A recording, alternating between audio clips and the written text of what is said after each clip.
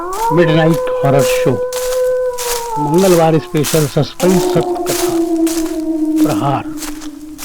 नमस्कार दोस्तों, आप माने या ना माने लेकिन ये सच है, क्योंकि ये मेरे ऊपर गुजरी सत्य घटना है। जंगल तो नहीं कह सकते, लेकिन क्योंकि अब हिंदुस्तान में जंगल बचे ही कहाँ हैं। हाँ, एक शहर से दूसरे शहर जाते समय रास्ते में पड़ने वाले गांव और झाड़ियों ने ही कहीं कहीं पर जंगल का रूप ले रखा है। उन्नाव, जी हाँ, उन्नाव उत्तर प्रदेश का एक छोटा शहर। उन्नाव वैसे तो गुंडागर्दी में शहर ने बहुत नाम कमाया हुआ है। उन्नाव कानपुर शहर से कुछ ही दूरी पर स्थित है। पहले जमाने में अक्सर लोग अपनी साइकिल से या पैदल ही उन्नाव से कानपुर शहर की ओर चल पड़ते थे। कानपुर एक बड़ा शहर है जहाँ अच्छा खासा मार्केट है, जहाँ आपकी जरूरत की हर वस्तु हर समय उपलब्ध रहती है। दिन हो या रात, कहीं भी कभी भी यहाँ के मार्केट की कोई ना कोई दुकान खुली ही मिल जाती है। कल कारखाने तो रात दिन अपनी घरघराहट करते ही रहते हैं। यहाँ का चमड़ा उद्योग, जो कि अपने नाम की ख्याति विदेशों तक फैलाए हुए है। उन्नाव में मेरी एक किराने की दुकान थी। दुकान का सामान लेने अक्सर मुझे कानपुर जाना पड़ता था। दोपहर का समय था, हवा भी अच्छी चल रही थी। मैंने अपनी दुकान बढ़ाई और दुकान में खत्म हुए सामान की लिस्ट तैयार करके मैं कानपुर की ओर अपनी साइकिल से चल दिया। आज शायद मेरा नसीब ही कुछ खराब था। जब कानपुर पहुंचा तो पता चला कि आज कानपुर के मुस्लिम इलाके में हिंदू मुस्लिमों के बीच कुछ कहासुनी हो गई, जिसके बाद झगड़ा कुछ इस हद तक बढ़ गया कि प्रशासन को कानपुर के कुछ हिस्सों में कर्फ्यू लगाना पड़ा, जिसका परिणाम यह हुआ कि हम कानपुर थोक बाजार नहीं जा सके। अब तो हमारे लिए आज कानपुर आना अपने आप को थकाने से ज्यादा कुछ नहीं था। कानपुर में ही मेरे मामा जी रहते थे। कुछ देर अपने मामा के यहाँ गुजार कर मैं पुनः शाम 5 बजे उन्नाव के लिए रवाना हो गया। अभी हमने कानपुर की सीमा पार ही की थी कि मुझे कुछ ऐसा लगा जैसे किसी ने कोई पत्थर मेरे पीछे से मुझे मारा हो। मैंने साइकिल रोकी और साइकिल उतर कर पीछे की ओर देखा, लेकिन दूर तक मुझे कोई नजर नहीं आया। मैंने सोचा हो सकता है हवा की वजह से किसी पेड़ की कोई टहनी वगैरह टूटकर मेरी पीठ पर लगी हो और मुझे ऐसा लगा कि किसी ने मेरे पत्थर फेंक कर मारा है। मैं अपनी साइकिल पर फिर से सवार हुआ और साइकिल में तेजी से पैदल मारता हुआ आगे बढ़ने लगा। सूर्य ढल चुका था, जिससे अंधेरा होने लगा था। मैं सोच रहा था कि पूरा अंधेरा हो उसके पहले ही अपने घर उन्नाव पहुंच जाऊं तो अच्छा है, लेकिन होता वही है जो मंजूर खुदा होता है। अभी मैं बमुश्किल 10 मीटर ही आगे बढ़ा था कि मेरी साइकिल का पिछला पहिया पंचर हो गया। अब क्या किया जाए? पंचर साइकिल की ओर बैठकर पैडल मारते हुए चलना तो बड़ी टेढ़ी खीर थी। मैं साइकिल से उतरा और पिछले पहिए को ध्यान से देखा, शायद कोई कील वगैरह दिख जाए जिसने पहिए को पंचर कर दिया। उसे निकाल दिया जाए जिससे पहिए का ट्यूब सुरक्षित रहे, वरना उन्नाव तक पहुंचते पहुंचते ट्यूब के तो पर कच्चे ही उड़ जाएंगे। ये एक इत्तेफाक था कि मेरे पास एक छोटी टॉर्च थी। मैंने टॉर्च की रोशनी में पहिए को घुमा घुमा कर कई बार देखा, लेकिन कहीं कोई कील भी नजर नहीं आई। मैं टॉर्च जेब में रखी और साइकिल का हैंडल पकड़कर पैदल ही चल पड़ा। और करता भी क्या, इसके अलावा कोई और रास्ता जो नहीं था। मैं अंधेरे में ही अपनी साइकिल से अकेला ही आगे बढ़ता जा रहा था और मन ही मन सोचता जा रहा था कि आज का दिन ही मनहूस था। सुबह से दोपहर तक एक पैसे की बोहनी तक न हुई दुकान की, और कानपुर गया तो सामान भी नहीं मिला मार्केट बंद होने से, और अब ये साइकिल पंचर हो गई। इससे अच्छा तो घर में बैठकर आराम ही कर लेता, सो ठीक था। अपनी आज की जिंदगी के बीते समय को सोचता हुआ आगे बढ़ ही रहा था कि किसी ने मेरी पीठ पर प्रहार किया। मैंने पीछे मुड़कर देखा, कोई नहीं। मैं आगे बढ़ गया। कुछ कदम आगे जाकर फिर से किसी ने मेरी पीठ पर जैसे थपकी दी।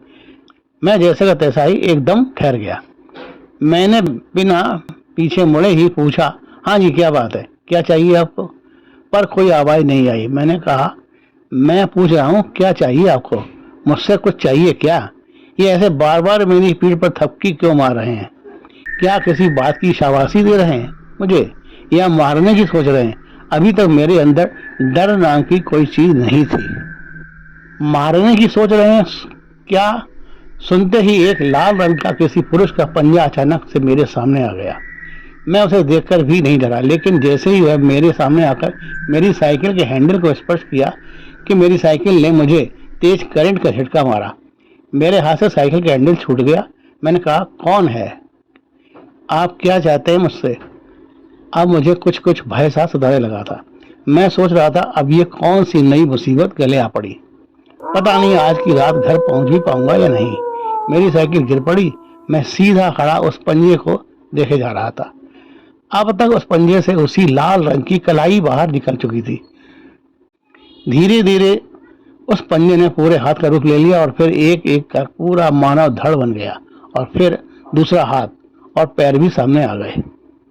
अब मेरे सामने बिना सिर का लाल रंग का एक धड़ खड़ा था, जिसे देखकर मैं कुछ कुछ कांपने लगा था।